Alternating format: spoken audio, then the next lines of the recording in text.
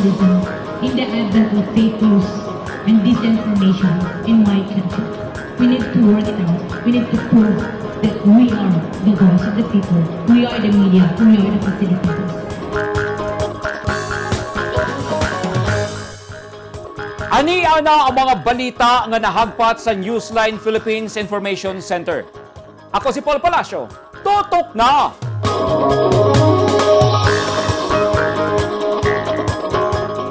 Sa mga headlines, babay gipusil sa mga armado, kritikal, kachat nga ini gituuhang responsable sa krimen. Og food processing facility sa Zamboanga del Norte nga tubag sa malnutrisyon, giablihan na.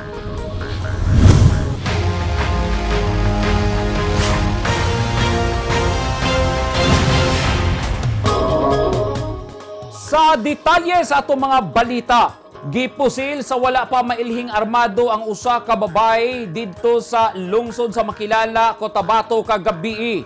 Una nahitabo ang krimen, naay kachat ang biktima nga maoy ginasubay karon sa mga pulis. Ani ang report ni Lizel Banga. Kritikal ang usa ka babaye human kini gipusil sa iyang naka-video call alas 9:25 kagabi dito sa Purok 3, Barangay Poblasyon, Makilala dinhi sa probinsya North Cotabato. Giila ni Makilala Chief of Police, Police Major Maxim Peralta ang biktima nga si Chona Kasiknan Janaya. 42 anyos, single, walay trabaho ug nagpuyo sa nasangpit nga barangay. Base sa inisyal nga investigasyon sa Makilala PNP, adunay ka-video call ang biktima una pa nahitabong pagpamusil. Pumatod pa sa mga anak niya nga mga witness sa insidente nga ang katong ilaha daw mama ang biktima nga before sa insidente napay katawagan sa video call ug ginapagawas daw ni siya ug dunay naabot nga lalaki pod ang suspect na abot nga ning sangpit sa iyang ngalan gikan sa gawas nga gisangpit ang ngalan sa biktima nga kung pwede ba daw siya magawas ug dayon paggawas sa biktima pag-abri sa pultahan gipusil ang iyang bahin sa ulo. Subay sa testimonya sa witness sa kapulisan, mailhan lang nila ang suspect kung ila kining makita og balik og madunggan pagbalik ang tingog ni ini. Matod sa mga bata, hingamigo ang ilang mama. Actually, dili pa man ta makakonclude sa nga maoy ang reason tungod sa online mo na siya gipusil no. Ato lang na siyang inatan-aw nga anggulo nga basin usa ni siya kaning suspect person of interest. Sa pakiginabi sa Newsline Philippines sa duha ka mga suod nga amiga sa biktima, matod nila nga sa 5 ka tuig na nilang panaghigalaay, wala kini na mahimong kaaway ug wala sad kini nakasulti kanila nga aduna kini mga problema. Buutan gud siya sa mga good te, sa mga kuan karang ano gud siya karang pala kaibigan gud. Ana na style na titsuna, dili man siya asing berbutan kina siya. Daling gidala ang biktima sa Makilala Medical Specialist Center apan gibalhin kini sa Kidapawan Medical Specialist Center tungod sa iyang kondisyon. Padayon pang gipangita sa kapulisan ang suspect nga daling mikagyo human ang insidente. Matod ni Major Peralta, duna na sila'y person under investigation ug usa sa ilang gitanaw nga anggulo sa krimen mao ang personal nga bikil. Na-recover sa mga kapulisan sa crime scene ang mga basiyo sa bala sa 9mm pistol. Lizel Anyon Banga, Newsline Philippines, Province of Cotabato. Stay safe! Nakasaway ang mga driver sa gipatuman nga sinintimos nga oil price rollback sa produktong petrolyo kay wala nila kini mabati human sa mga nangaging oil price increase. Buot sa mga driver ang tinud-anay nga oil price rollback kay gikinahanglan gyud nila kini karong panahon sa pandemya. Ani ang report ni Orlando Dondondinoy. Nag-away pagpaubos sa ilang mga presyo ang mga oil dealers dinhi sa probinsya sa Davao del Sur. Kinihuman nagpatuman og price rollback ang nagkadayang supplier sa lana sukad kagahapon Agosto 17. Apan dili pa kuno igo ang pagpauso sa presyo kay dako gihapon ang diferensya sa increase niadtong milabayng panahon. Base sa oil price rollback nga gitugutan sa gobyerno, 30 centavos ngadto 50 centavos ang gikunhod sa diesel. 40 ngadto 50 sentimo sa gasolina o 40 ngadto sa 50 sentimo sa kerosene dinhi sa Davao del Sur. Gisaysay ni Lemerkin Palma, manager sa Petron. Aduna day pag-rollback sa diesel na 0.30 centavos. And then, ang si kerosene pod is 0.40 centavos. So, no movement ta for gasoline. Syempre, mas less naman ang price na mo diri kang petrol digos. So, ang nahitabo karon is murag naga-price war mi sa amo ang other competitor. So, maayo siya kay nakadako siya tabang sa amo ang sales volume dari sa station, sir. Nagyaw-yaw usab ang kakompetensya sa Petron. Ang rollback sa diesel, 30 centavos. Nya sa kerosene, 40 centavos. Kana lang. Wala pa rollback sa gasoline po. Wala pa nagpatuman sa rollback sa produktong gasolina ang mga oil dealers dinhi. Kay mato dila katong milabayng semana lang sila nagpatuman og ubos nga presyo nga naa sa 65 ngadto 75 sentimos. Ang mga sentimos nga rollback wala nabati sa mga motorista. Usa niini si Dudong kay gusto niyang mas budako pa ang ilang matigom kung kanunay mag-rollback ang presyo. Mayantag mo sige pa nag-rollback ay lisod kayong panahon karon. Ay lisod may mga driver nga may mag-income doon ang pandemic. Mahal yun siya. Mahal siya. Ako yun siya, ang diferensya. Dako ra gyud. Bisag nag-rollback og 30 sentimos. Dili gyud paigo. Magkadako mo siya magkadugay. Apan sukwahay sa pamulong ni Dudong, gisaysay ni Alimay Dalis. Daw siya tabang sa mua kay makakuan na makaarang-arang na sa kuan. Mga daw-adlaw na pangnangalan. Ang presyo sa lana sa world oil market mao ang hinungdan sa mga price rollback. Nagdepende usab kini sa produksyon sa krudo gikan sa mga oil producing countries. Depende sa supply ug sa demand ug usahay ang kahusay ug kalinaw usa sa hinungdan niini. Ang kagubot sa liderato sa nasod Afghanistan posibleng makaapekto sa ekonomiya sa tibuok kalibutan tungod kay moubos ang kumpiyansa sa mga investors ug maapektuhan ang world market. Orlando Dundundinoy, Newsline Philippines, Province of Davao del Sur, stay safe.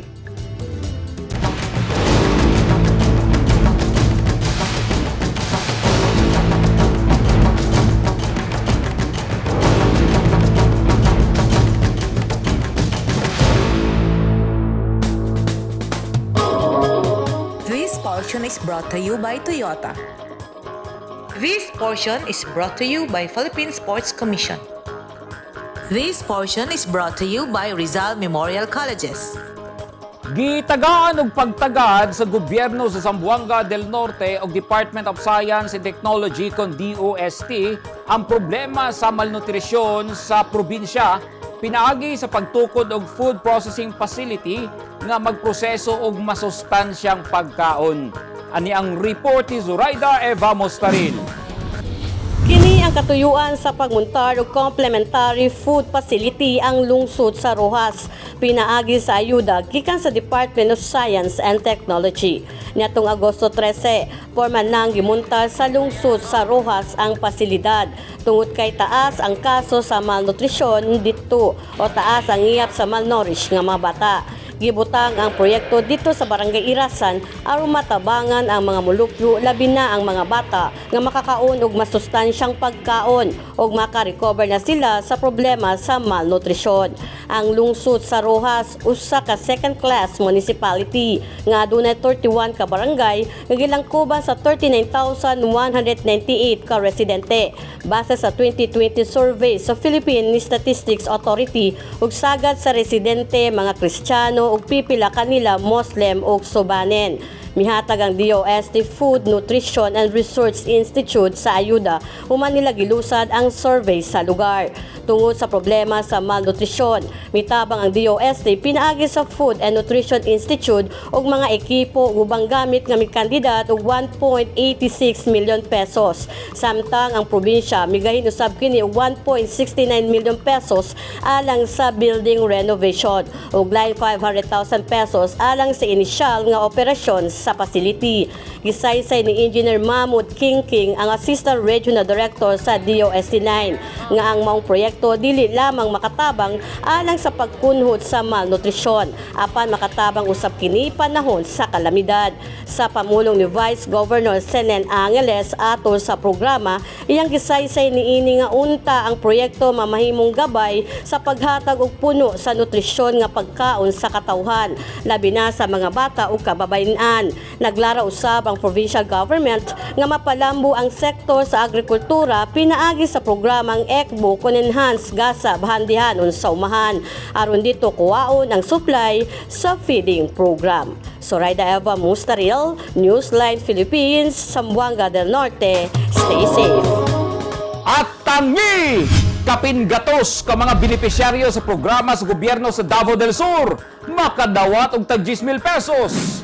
O gobyerno sa Davao del Norte, nangandam na sa tabang nga ihatag sa tribong Atam Manobo.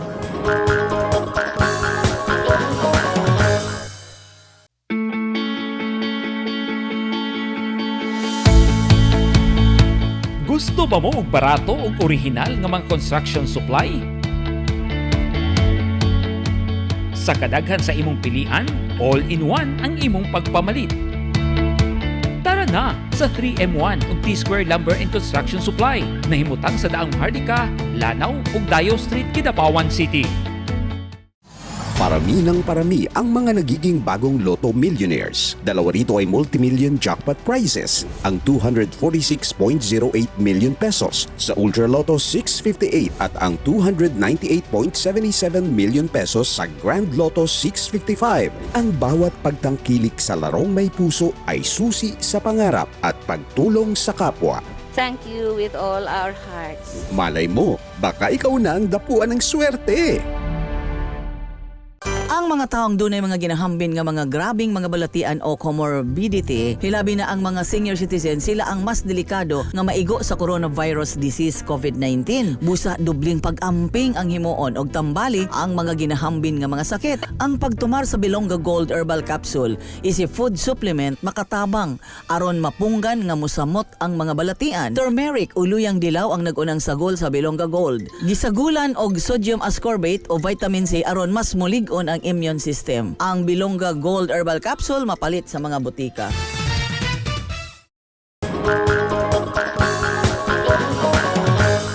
Dakong tahas karon sa gobyerno sa Talaingod, Davao del Norte ang pagpalambo sa komunidad sa kapin 500 ka mga miyembro sa tribong Atam Manobo sa lungsod sa Talaingod. Kinihuman na mauli sa ilang lugar ang mga miyembro sa tribo nga unom katuig nagpuyo sa UCCP Haran Compound dinhi sa syudad sa Davao. Daghan sa mga nanguli wala nay balay nga ulian kay nangaguba na kini. Ug mas dakong hagit karon sa gobyerno kung unsaon ini pagpaniguro nga wala nay mamakwit pag-usab. Ani ang report. Sama sa kangit-ngit sa among palibot ni adtong Sabado, ang kadulom nga gibati sa tribong Atam Manobo, uhaw sa kalambuan, walay tingog, wala paminawa ug uhaw sa serbisyo sa gobyerno. Ang sitwasyon mo'y nagtukmod sa mga tribo sa Davao del Norte nga mosalmot sa kalihukan batok sa gobyerno aron ilang maabot ang ilang gidamgo nga kalambuan. Tungod sa mga tamis nga pulong ug saad kanila nga ang kadaugan magikan sa katawhan, misalmot sila sa revolusyon batok sa gobyerno ug miapil sa mga lihok protesta. Kay gusto usab nilang mamahimong kabahin sa kadaugan kay nagtuo sila nga dunay padulungan ang ilang pag-asdang batok sa gobyerno. Human sa kangit-ngit sa kagabihion, sama sa damgo nga nawala ang ilang gihuptang baruganan kay nagkutoy naman ang ilang mga tiyan. Sa ilang pagpauli sa Davao del Norte, nagpasalamat ang membro sa tribo nga mainiton gihapon silang gidawat bisan pa man kung sobra tunga sa dekada silang nagsigyog panaway sa gobyerno. Dako kaayo akong pagpasalamat, dako kaayo akong pagkalipay tungod kay nahalubilo ta mo ining gabiun na sir. Subay sa inyong gipang-ingon nga kami gikan sa Backpoint sa Haran nga naa dinhi karon sa munisipyo ug dinhi ta mo nahalubilo sir dinha sa maayong pakigimamatay, sir. So ako maghatag ko ninyo og dako nga pagpasalamat kay tungod kay nabati namo walay duha-duha nga pagsuporta og mga pagpasalig nga kami isip mga bakwit nga mauli sa tagsa-tagsa ka komunidad nga safety ang among seguridad. So kadto sir, salamat kaayo nga naamo dinhi karon nga nagpapahayag nga naga-istorya kanamo nga mga lumad nga gikan sa bakwit nga dinha sa inyong mga dinha sa inyong grupo, ilabi na pud sa mga ato ang mga kapulisan o sa tibuok kasundaluhan nga kanunay nga alalay sa amo o nagasuporta. Na mauli sila sa ilang yutang kabilid ug ang ilang naabtan sukwahi sa ilang gituhuan ug sukwahi sa ilang kasinatian. Tungod kay matod nila, usa ka gobyernong nagpakabana na ang misugat kanila. Karon gyud nabati nako sa akong kaugalingon ang walay duha-duha nga pagsuporta gikan kay Kuya Gob, Edwin Hubahib o kami kami sa amo ang ako ang mga kaubanan, lipay kaayo mi sa iyang mga sa iyang mga pasalig, pero sa karon pa lang gani nagsugod na gyud siya, nagpakita gyud nga kanunay gyud siya nga nagasuporta sa amo. So ako nalipay gyud ko nga kami pag-abot na mo dinhi gi-welcome mi og maayo hangtod sa pipila ka adlaw nga naami dinhi, nabati gyud namo og unsa ka epektibo og unsa ka active ang nagkalain-laing ahensya nga nagasuporta sa amo og ilabi na gyud kay Kuya Gob nga nagpakita gyud siya nga tinud-anay gyud iyang pagserbisyo sa amo nga mga lumad. May pasalig si Davao del Norte Governor Edwin Hubahib sa iyang katawhan nga sila iyang agakon paingon sa kalambuan ug hatagan sa suporta nga ilang gikinahanglan. Atubangan sa iyang naghigwaos nga katawhan, gisaad sa gobernador nga manginabuhing gawas nun ug malinawon ang tribo didto sa ilang kabukiran. Ako lang mawi utob sa inyong kuyog sa inyong mga kaigsunan nga mga tribo. Gusto nako nga magkayusan na ta. Gusto nako nga ang inyong suporta sa atong gobyerno sa Pilipinas, sa ato ang lungsod sa Talaingod o sa probinsya sa Davao del Norte nga inyong ihatag kini nga kasing-kasing nga inyong suportahan ang atong tanang programa o dili na mo nga muuban pa sa mga mag-recruit o magpasalig kaninyo. Nga hinaot nga ang inyong pagsalig sa gobyerno padayon na kini nga dili na mo mutabok pa sa lain pang grupo, labi na sa CPP, NPE o sa NDF. Ipakita na mo sa inyo nga ang suporta sa gobyerno hangtod na ni sa hangtod sa inyong kaliwatan. Tungod kay dunay pipila pa nga mahadlok sa ilang komunidad, misaad usab sa iyang suporta ang brigade commander sa 1003rd Brigade sa Philippine Army. We committed for the security kay isa na siya sa request ng mga nibalik na pag muuli sila sa sitio, gusto nila na may security sila, so we will cover that requirement. Then nagtabang po mi sa pagtransport ng mga gamit nila. Kung akong balikan ang mga pamulong ug panumpa ni Maway, ang leader sa tribo, ni Colonel Yekla, ang leader sa kasundaluhan, ug ni Governor Hubahib, base sa akong nadungog, akong matandi ang ilang relasyon susama sa usa ka pamilya nga nagbulag sa hataas nga panahon. Ug sa ilang panagtagbo, dili nila gustong hisgutan ang kadulom sa ilang kagahapon. Sa ilang panagtagbo, mainito nilang gidawat ang matag-usa ug misaad nga magdungan og baktas ug ilang latason ang dalan sa kalambuan ug kalinaw sa nagkadaiyang komunidad didto sa kabanikanan sa Davao del Norte. Edith Caduaya, News 10 Philippines, stay safe. Kapin gatos ka mga residente sa lungsod sa Magsaysay, Davao del Sur ang giayudahan sa Department of Social Welfare and Development o DSWD ilang sa Sustainable Livelihood Program. Busa ang ubang benepisyaryo nangalipay kay madawat nila ang kwarta nga gamiton nga dugang kapital sa ilang negosyo. Ani ang report ni Orlando Dondondinoy. Dako kayo siyang tabang para sa mua karon. Dili matukib ang kalipay sa 57 anyos nga si Vivian Redoblado, residente sa Barangay Poblasyon Magsaysay, sa iyang pagdawat sa 10,000 pesos nga ayuda gikan sa Sustainable Livelihood Program sa Department of Social Welfare and Development. Usa si Redoblado sa 150 ka mga benepisyaryo nga nakadawat sa ayuda gikan sa gobyerno kaganyang buntag, Miyerkules, Agosto 18, 2021. Kung kapital sa tindahan ang gamitan ni Redoblado sa iyang kwarta, lahi usab ang plano nilang Ryan Agustin. Salamat ko sa ayuda sa DSWD kay dako kining tabang sa mga katawan karon tungod sa pandemya. Lisod ang papangita sa mga pangwartahan, sir. Palit ako kanding, sir, para mapalabo na kong gismil, sir. Iya ko nung pasanayon kay mahal ang presyo sa kanding ug wala na siya laing gasto kay libre man ang sagbot nga ipakaon sa kanding ug daghan kini sa iyang palibot. Samtang si Elsie Ruben, ipalit nila og hayop ang iyang kwarta kay siguradong dili malugi kung itandi sa pagtukod og tindahan. Pinid ako kayo ning makatabang sa amoa. Negosyo, hayop. Mas okay man gud ang hayop kay dili man siya mapurdoy.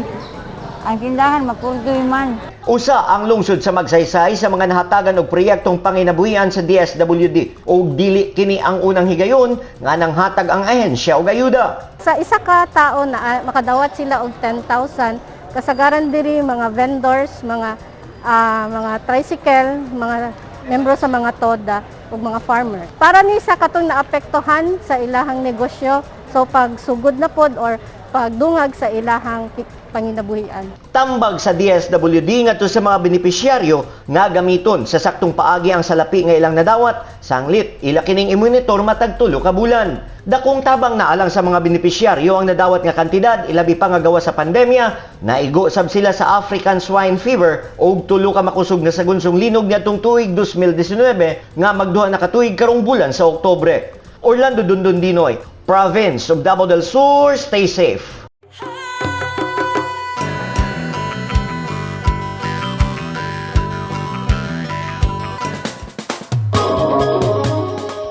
Bisan og gisaulog na online sa ikaduhang tuig ang kadayawan sa Davao, nabati gihapon sa mga Davaoenyo ang kalingaw niini. Pero dili nato ikalimod nga ang kanhi bibo nga lugar sama sa Rizal ug sa Magsaysay Park nga venue sa selebrasyon nahimo na kining mingaw tungod sa pandemya. Ani ang report ni Leo Febra. Kung normal pa lang ang panahon, kining akong gitindugan, puno sa dekorasyon, puno sa katawhan, atol sa kasaulugan para sa kadayawan.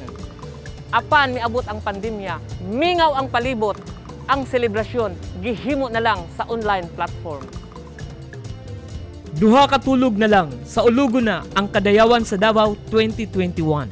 Kuyog sa akong kameraman nga si Philip Tumaroy, among giadtuan ang mga lugar o gisubay ang mga karsada nga sagad dunay aktibidad. Wala na ang kaning sadya ug mga tindang bulak, pagkaon ug wala na'y katawhan nga naghulat sa mga pasundayag. Akong kausaban, kay mas nindot man gud nang kuan kanang sa una no, kay kanang kuan pa lang, kanang month pa lang niya, ma-excited na ka, kay lagi kuan, excited na ka kay face to face ba makita nimo unsay kuan bisan sa kamulakaw. Kay sa karon kay murag di ka kampante kay naram gud sa kuan online, murag makawala og gana. Ambot sa uban kay ako maugid na ako Ako ang kuan. Ako ang nasa kasing-kasing. Dili gid ko kuan murag dili kay ko excited. Mas excite sa una kaysa karon. Dayo ra jud kayo kalahian kay sa una lingaw kayo. Karon murag wala na jud dili na ka excited ba. Dili na ka excited maki kuan sa kadayawan. Layo kay kalainan. Gidawat na sa katawhan sa Davao ang selebrasyon mamahimong digital tungod sa hulga sa pandemya. Even amidst the pandemic, we are still able to present yung kadayawan. And pangalawa, we are able to choose kung ano po yung mga tema at ano yung gusto nating iparating sa mga tao. And number 3, it's much more safer for everybody po. Daghang mga aktibidad ang makita ug matanaw sa digital online. Nanawagan ang Davao City Tourism sa inyong pagtanaw bisan pa online platforms ang gihimo pero malingaw ug mag-enjoy kamo. Since we are going to launch this on August 20, that's on Friday, ang opening po natin will be at 5 in the afternoon po. And then right after that is Tunog Kadayawan, which is yung mga original na compositions po ng mga leading Davao singers po natin.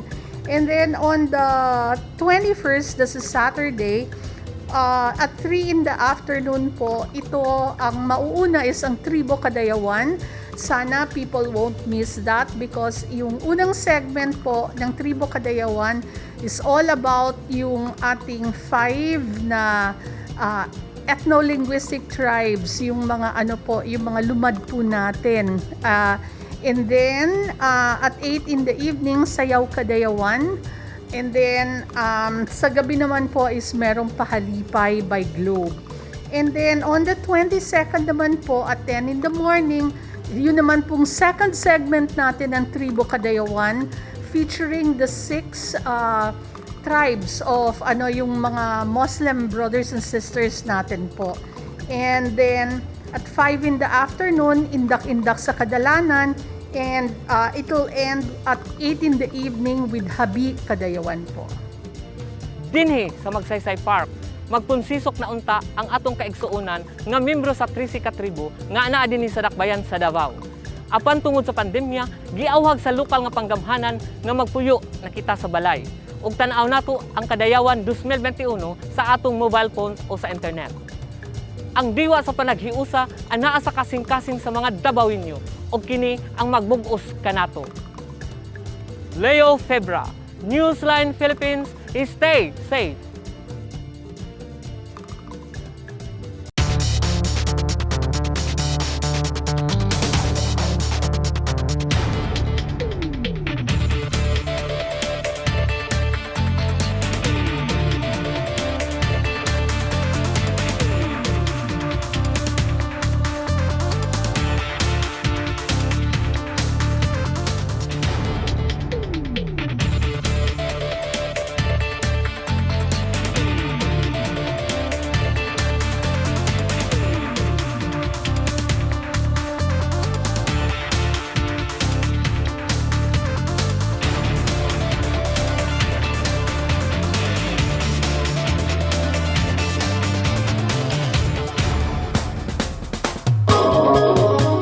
Kadto naghingpit sa mga balita nga nahagpat sa Newsline Philippines Information Center. Alang sa dugang balita, bisitaha ang website na www.newsline.ph. Sa Facebook page, Instagram, newsline.ph. O sa Twitter, newsline.ph. Kung aduna mo yung mga balita o impormasyon sa inyong tagsa-tagsa ka mga lugar, mamahimo ka na ninyong i-share pinagi sa Newsline Messenger. Makita usabin ninyo sa Channel 50 sa Sky Cable sa Davao o General Santos City o sa NCTV and Cable TV sa North Cotabato. Ako si Paul Palacio. Daghang salamat and stay safe!